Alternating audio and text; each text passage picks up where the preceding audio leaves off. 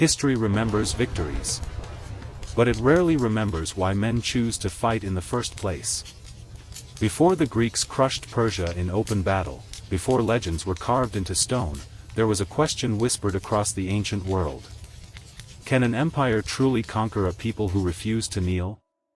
This is the story of the battle that answered that question.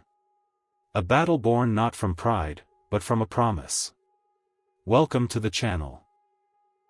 10 winters had passed since the narrow pass at Thermopylae swallowed 300 Spartan warriors and their allies. Persian arrows darkened the sky, Greek shields shattered, and King Leonidas made his final stand. Most believed that was the end of Sparta's resolve. Persia certainly did. But what Asia's greatest empire failed to understand was that Sparta treated defeat differently. Where others mourned, Sparta prepared. Mothers, hardened by the loss of sons, sharpened spears for the younger ones. Fathers trained in silence, teaching their remaining children how to hold a shield, and how not to retreat. A quiet oath spread through the city-state like wildfire. Thermopylae would not be forgotten. It would be repaid. Meanwhile, Persia tightened its grip on Greece. Athens burned, and entire cities fell under Persian rule.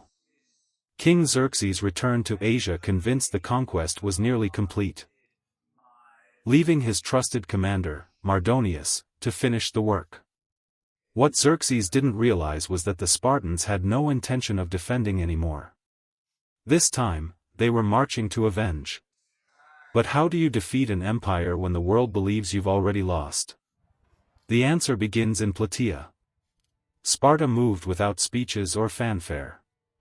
10,000 elite Spartan hoplites assembled, soldiers honed by discipline, grief, and a decade-long hunger for justice. Their mission wasn't survival. It was closure. Something unexpected happened as they marched north, Greece united. Athenians, Corinthians, Megarians, and dozens of other city-states joined them. Men who once argued over borders now stood as a single shield wall. Mardonius, confident in numbers and cavalry, welcomed the chance to fight on the plains of Plataea. To him, open fields meant victory. To Sparta, open fields meant clarity, no cliffs, no choke points, no excuses. The night before battle, the Persians feasted to the sound of music and drums. Across the field, the Greek camp was silent, only the faint rattle of bronze armor and whispered prayers to fallen brothers. But at dawn, Persia learned a lesson every empire eventually faces: discipline outlasts arrogance. The battle began with thunder, Persian cavalry storming across the plains, hooves tearing the soil as arrows filled the air. The Greeks didn't charge.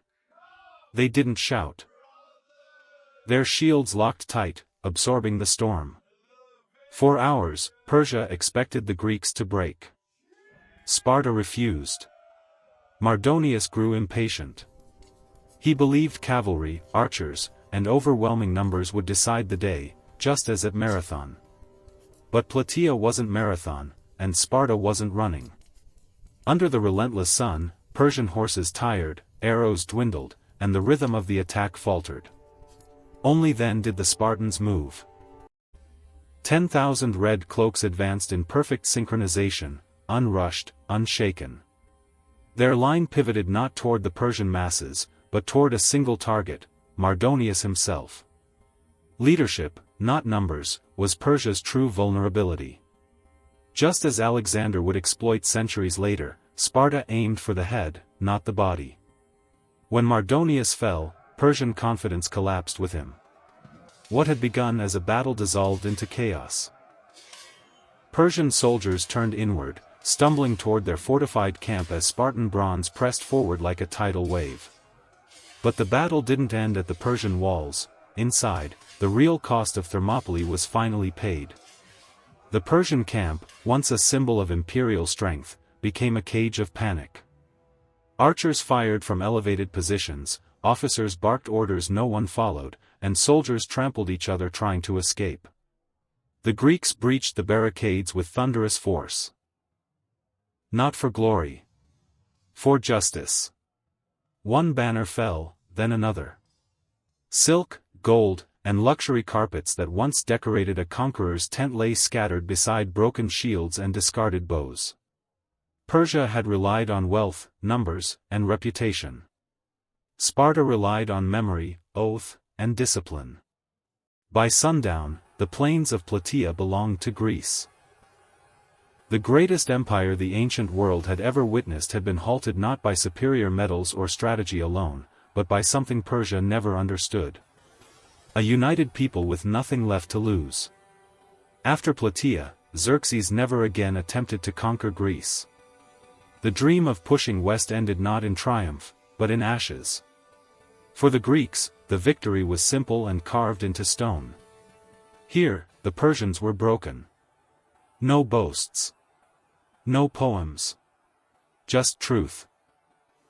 The Battle of Plataea didn't just end a war. It reshaped the balance of power between East and West, forged legends, and defined what it meant for free cities to resist an empire.